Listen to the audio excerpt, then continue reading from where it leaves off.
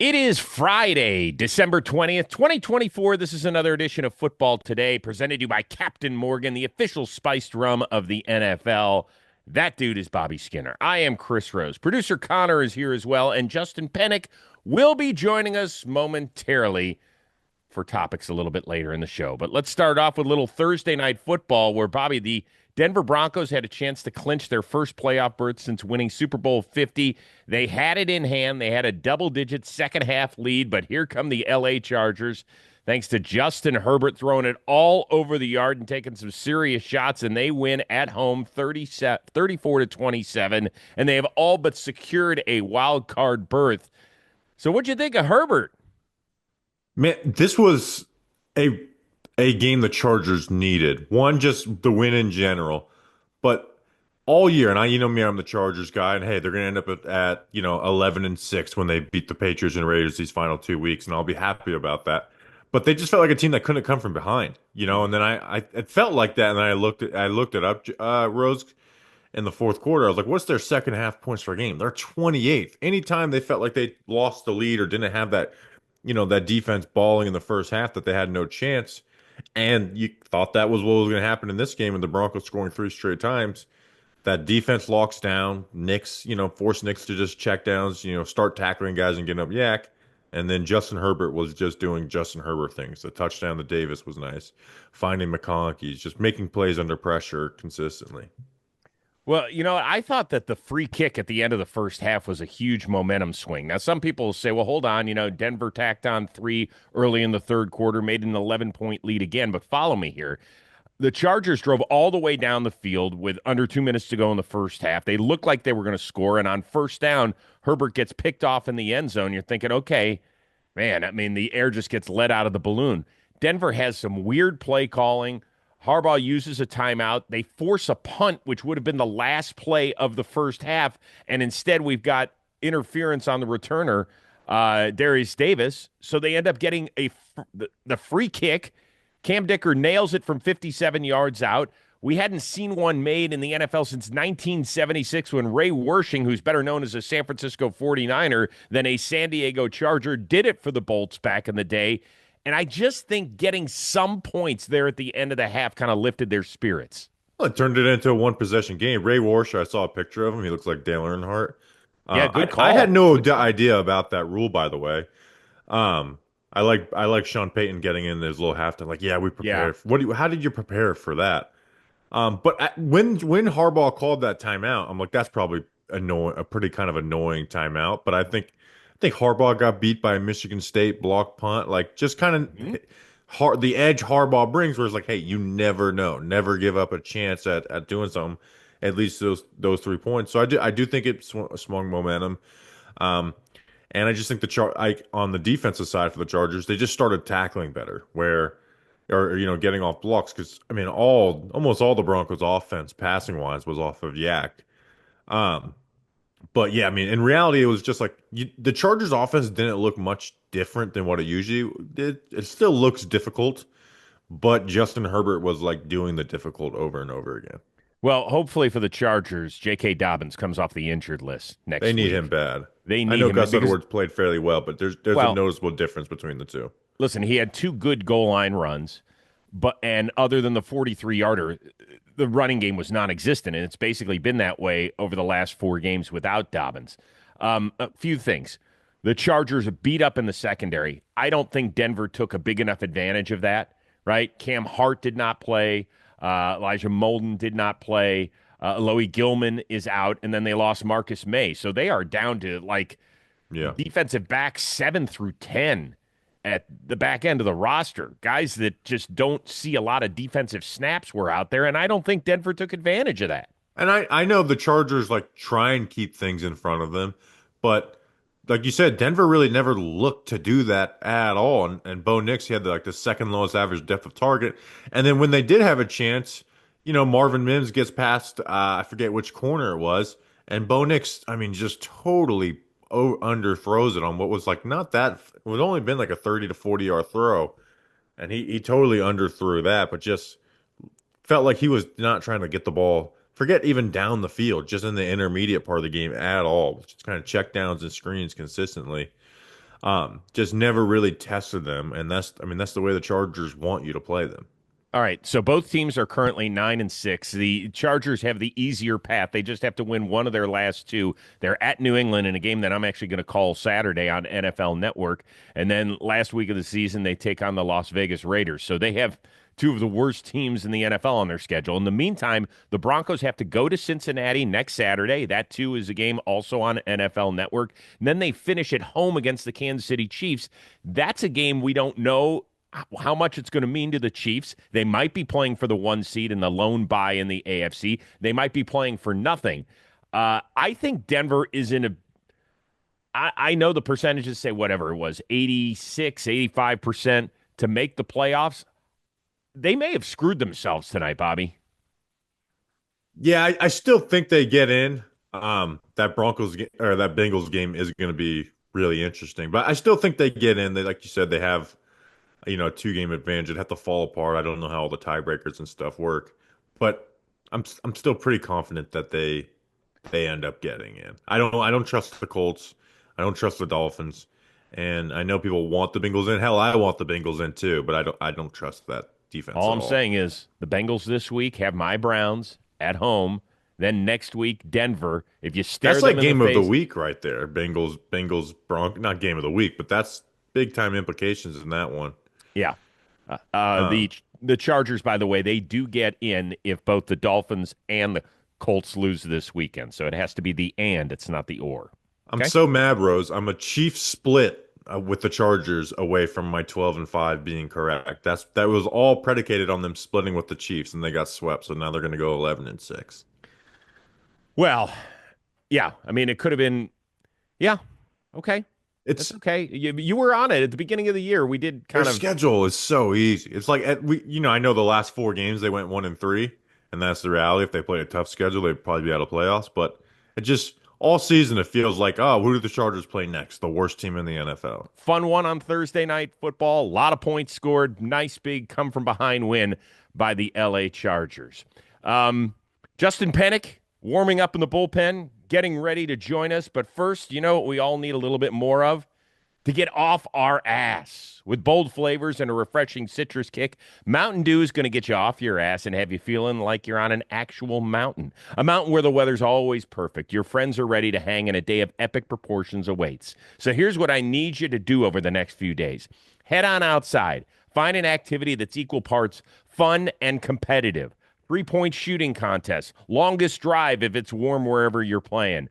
Go throw the football, do something with a baseball, go play pickleball, go play blitzball, go play wiffle ball, invent a new kind of ball. Why?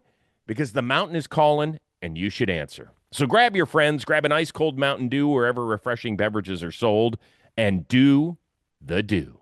All right, we will continue on actually a pair of games on Saturday, including the AFC North battle, this time in Baltimore. The Steelers will pay a visit.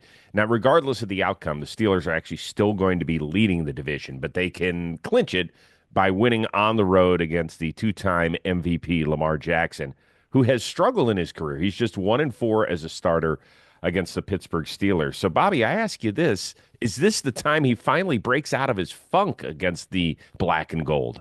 Well, I was kind of shocked because, Lamar's a great quarterback. He has some bad games, but so does every great quarterback. So I thought this was one of those random things because we don't see this matchup as often as you think. It'll be the first time he's played them twice in the season.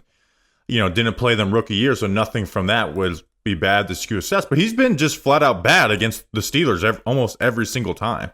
He's thrown an interception in every game with 8 total. He's fumbled 6 times in these 5 games, has 22 sacks. And in his 2 MVP seasons, his worst game was the Steelers. 31% of his interceptions in those seasons. So 5 touchdowns, 8 interceptions, 6 fumbles, 22 sacks, scoring 19 points per game. So part of me wants to say yes, because, it's the first time they get a second chance. But no, show me that the Steelers and Mike Tomlin and that pass rushing defense doesn't have you figured out. Yeah, I'll say for me, I mean, the Ravens are a juggernaut, man. We know it, even defensively at times, but especially offensively. Like Lamar's just having an insane year when you really wrap your head around it.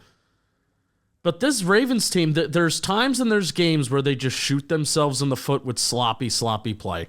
Whether Lamar gets a little sloppy, I mean, this has been a team that's been highly penalized, and in their first matchup, where by the way it was only just a 2-point conversion, it would have been a tie game.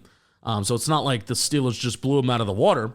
But they were 4 for 11 on third down, and they had 12 penalties for 80 yards. And I feel like that's kind of been like a normal-ish thing for the Ravens, kind of like the second half of the year. We've been talking about their penalties. We've been talking about some sloppy play. So really, it's not to dismiss the Steelers, which sometimes we have the tendency to do on this show, but also the Steelers dismiss themselves with their own play at times. But the Ravens, like, we know they're a juggernaut. We know Lamar's good. But in games like this, you just can't shoot yourself in the foot and you can't beat yourselves. And I feel like that first game, they kind of beat themselves a little bit. So I'm going to take a little bit from both of you here. Bobby, you kind of gave us the 30,000-foot look at this rivalry since Lamar joined it. It is amazing that he's only 1-4 because he is 46 games over 500 against the rest of the league. I mean, just think about that. Guy hasn't played that long. He's 46 games over 500, and he's 1-4 against the Steelers. And his one win, he threw 3 interceptions, too. Right. No, something happens.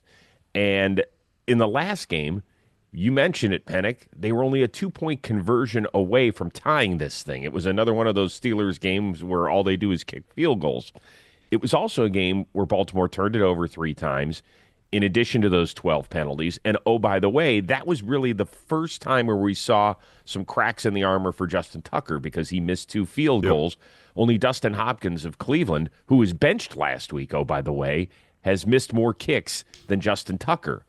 And so if it comes down to that, who do you want with the game on the line this week? Is it Justin Tucker or is it Chris Boswell, who leads the NFL in field goals? He leads the NFL in points. He's connected on 82% of his kicks from 50+. So if it comes down to that, it's weird to say, but you would have said it before this season, but the kicking edge goes to the Steelers. With all that being said, I do like the Ravens in this game. I think they're going to get back to what they've been. I think you're going to see some more design runs for Lamar. We heard his mom mention it a few weeks ago that he wasn't running enough, and then against the Giants, he picked a couple of times here and there. But I think against the Steelers, whether TJ Watt is healthy or not, I think that he can find some creases in this defense and put touchdowns on the board instead of field goals. Do you think for Russell Wilson, the last 2 games, he's failed to eclipse 200 yards. We mentioned that George Pickens is expected back on Saturday. Obviously, he hasn't been there as they split games against Cleveland and Philadelphia. But just, I think in the general sense, how big a game is this for Russell Wilson and his future with the Steelers? I think it's huge. You know, I don't know if the Steelers or even myself, I don't know if I'm ready to talk about like Wilson's future like post this year. But I mean, they have a chance to do something this year. Like, they have that defense. They have a team that does the little things right. They force those turnovers. But for this passing offense, you've just seen without George Pickens the last 2 weeks how it's bad. It's flat out not good. And they don't have that running game that you would think that Arthur Smith would have to complement it. And that's been a disappointing part about the Steelers offense. But they have the passing offense and rushing game does a good enough job to complement. How important George Pickens is. There was a stat that Next Gen had that I think really contextualizes it, where we know that Russell Wilson's throwing the deep ball well and those moon balls well, the ball that just stays up in the air forever and it winds up right in the breadbasket of a receiver. But he has averaged a league high 6.3 air yards per attempt on quick passes under 2.5 seconds this season. You want to know what that means? And I think this matches up with the eye test of the Steelers. Russell Wilson takes the snap out of shotgun, does a 3-step drop, and it's a moon ball, 20-plus yard pass to George Pickens on the sideline. So it's an explosive play, but it's also a quick release because you just think that George Pickens can go up there and catch it, and most of the time he does. And even this first matchup, even though the Steelers didn't score a touchdown, 89 receiving yards to Russell Wilson's 205 passing yards, George Pickens. So he basically was half the passing offense that game. And I think he's basically almost half of the Steelers' passing offense so far this year. So in terms of this is really important for Russell Wilson, really important for the Steelers' passing offense to get some sort of momentum going, but it's really important for George Pickens to come back, and that's the guy that they're relying on. Also, the winner of this game probably is like essentially the winner of the division too, right? Not necessarily. It's not that simple. Yeah, I guess it's not that simple, but you can't, because of the Steelers' schedule, I kind of think it is. I mean, yeah, you could say that. I mean, they've got Kansas City and Cincinnati who still could be in this thing. You just never know. Right. I just think I think the Steelers go 1-1 down the stretch, and then the Ravens have, Yeah, you think the Baltimore goes 2-0. Okay. Yeah. I mean, that's fair if that's the way you want to do it. It's just weird shit happens the last 2 weeks in the NFL. Prediction time, Bobby. Steelers. Penik? I think Ravens find a way. Me too. Got the monkey off your back. I got the Ravens in this one as well. All right, before we head down the home stretch, I know a lot of you are embattled in your fantasy football world semifinals. Unfortunately, it sounds like the road came to an end for our buddy over there in studio. You okay? Yeah, it's really unfortunate, too, because I scored 170 points, and Shelfie's squad scored 222 points. Yeah, but isn't it like an 8-person league? No, it's 10 or 12 in our Captain Morgan Playmakers Fantasy League. If it's not 12, that's not as impressive as you're making it sound, Justin. It's 10. It's 10. Who smoked you, Penik? It was Shelfie. He had Jared Goff, Josh Jacobs, Amon-Ra St. Brown, so the stack of Goff and St. Brown.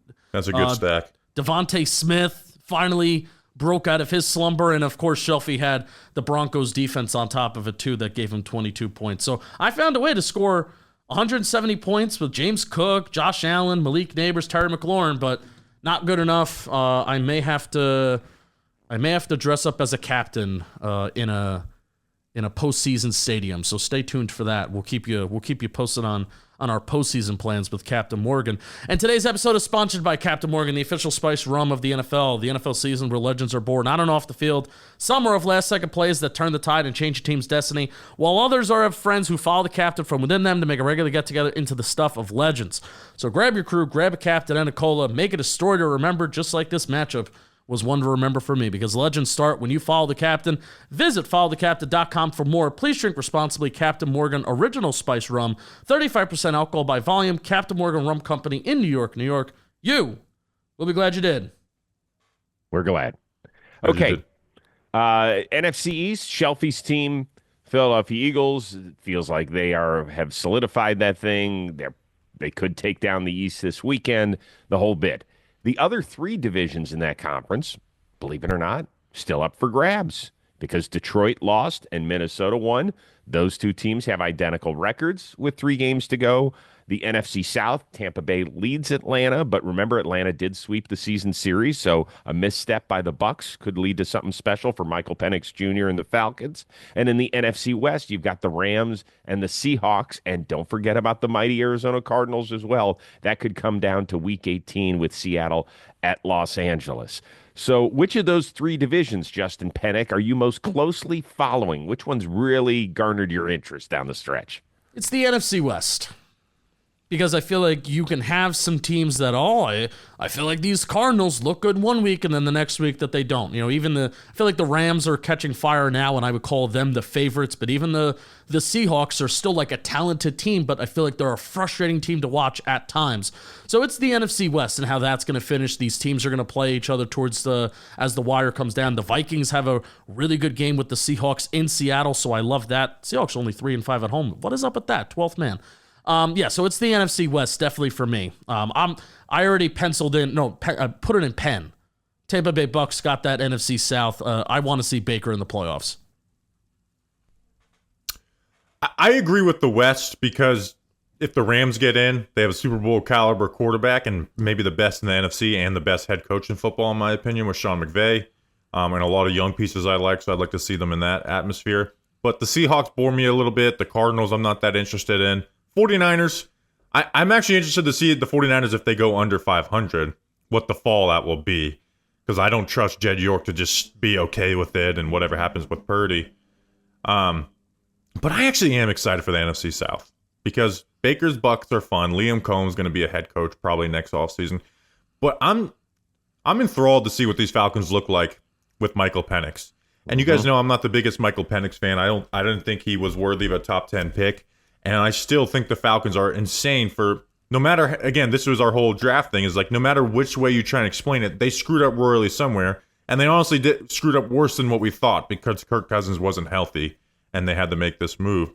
But I think Zach Robinson may be a really good play caller who's been extremely limited because of Kirk Cousins' physical limitations.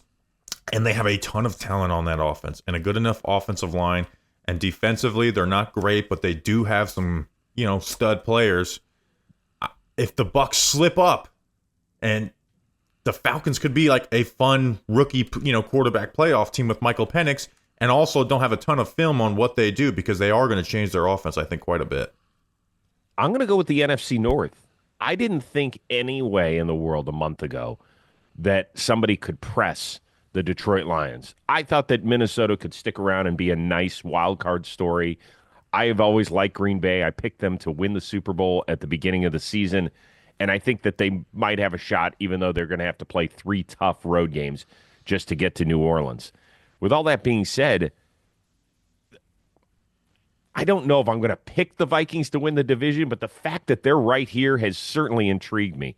They are at Seattle, home against Green Bay, at Detroit to finish the season. If they win this division, they will have earned it.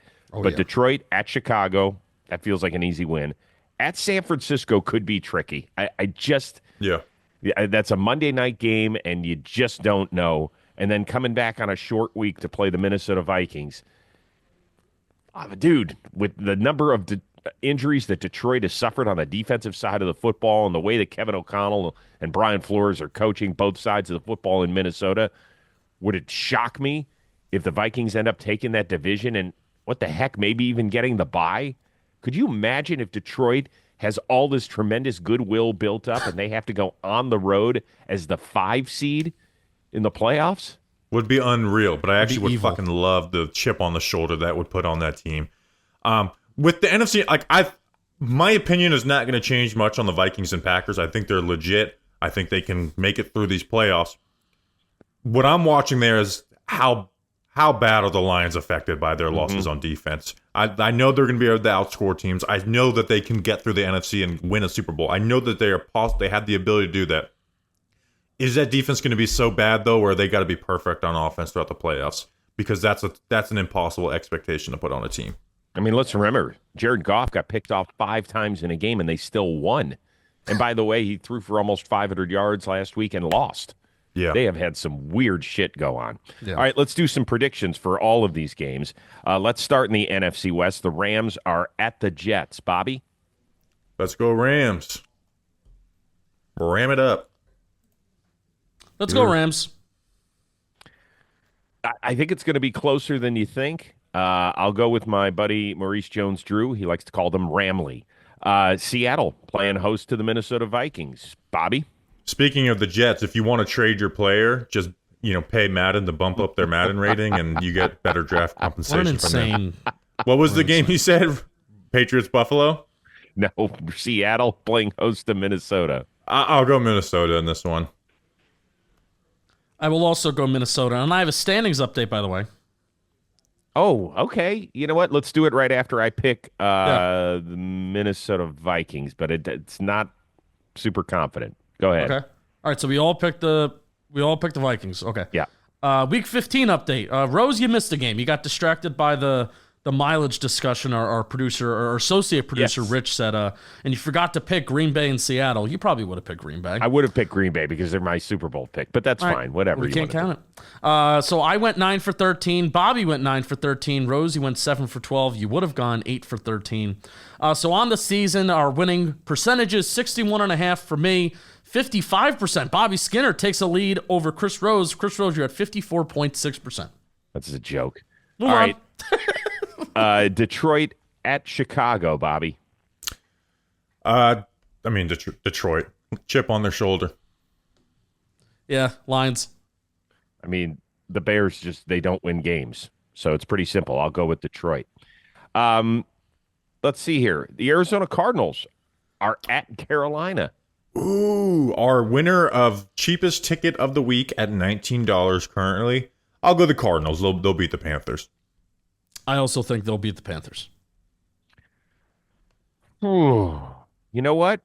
Carolina was favored last week and looked terrible. I'm going to go with the Carolina Panthers at home to destroy Arizona's NFC West title hopes. Good. The Atlanta Falcons and Michael Penix Jr. playing host to your New York Giants, Bobby. So excited to watch Zach Robinson. Falcons. Same. Three passing touchdowns for Michael Penix in his debut. Wow. Our friend Michael Penix, by the way. Yeah, but some are saying that we're related. I too will go with Michael Penix. I think they're going to bust out for at least 21 points. The early matchup on Saturday, it sounds like Patrick Mahomes is trending toward playing.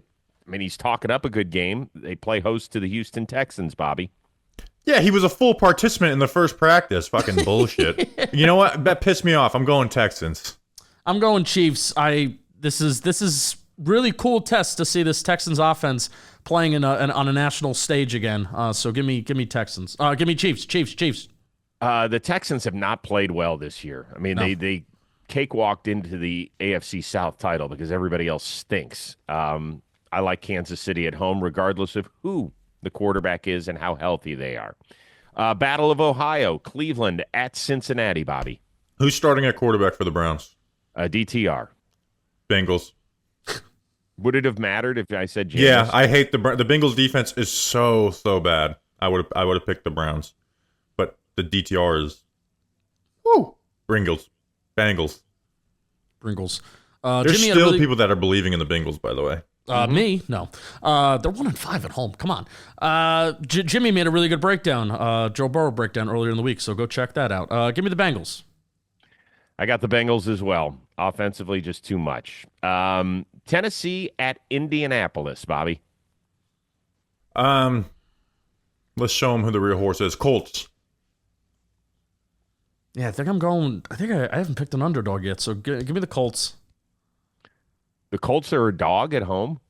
No, I haven't picked an underdog yet, but I'm continuing the theme of picking favorites. Give me the Colts. You know what? Mason Rudolph getting the call for the Tennessee Titans. I think that sets them straight on the road. I think they get a road victory. He's great end of season. Philadelphia at Washington, Bobby. Eagles run game is going to be too much for the Commanders. Eagles. Yeah, Eagles, same. You know what? Washington, I like Washington and its ground game this week. I know that's tough against Philadelphia's defense, but I think something good happens for the Commanders. I think they end Philadelphia's 10-game winning streak. Comes to an end. New England at Chilly Buffalo, Bobby. Surprise. Patriots win. Patriots? Surprise. The Bills do this shit. Bills undefeated at home. That'll continue. Yeah, this one could get ugly. I got Buffalo. Jacksonville at Las Vegas. Boy, are there some dog shit games. I have to pick one underdog this week, so the Jags are an underdog. Give me the Jags. Actually, I got the Jags. I picked them for our other thing. Jags. I think Las Vegas snaps its slide. It hasn't won since week 4, and could screw up their top 2 pick. Go It'd Raiders. Be a real shame. San Francisco at Miami. 49ers, smoke them. I need Tyreek Hill bad. Go Dolphins. Miami looked terrible last week in Houston. Yes, they did. And I think they were embarrassed. Long trip for San Francisco. Still not completely healthy or even close to it. I got the Dolphins at home. Sunday night football. Tampa Bay and Baker on the road at Dallas, Bobby. The TV execs pissed me off this weekend just because we know the Cowboys will get views. I'll go the Bucks. Yeah, the Bucks. I'm excited to see Baker, but not against the Cowboys. So yeah, Bucks. Dallas, I believe, is 1-6 at home, but they just played their best defensive game of the year on the road at Carolina. It still doesn't matter. The Bucks, they dropped 40 on the Chargers last week. They'll drop at least 35, and I don't think the Cooper Rush can hang tight with them. I got the Bucks in this one. And Monday Night Football, the Saints on the road at Green Bay. Isn't Monday night allowed to flex out games now? I don't. Yes. I'm boycotting this game. Let's tank the ratings. Packers. Go Pack, go. Same here. All three of us in the same Green Bay boat. All right, it's getting fun with just 3 weeks to go. We are back with you on Monday for our amazing producer, Connor, doing a bang-up job. Also, Bobby Skinner and Justin Penik. I am Chris Rose. We will see you Monday here on Football Today, presented to you by Captain Morgan, the official spiced rum of the NFL.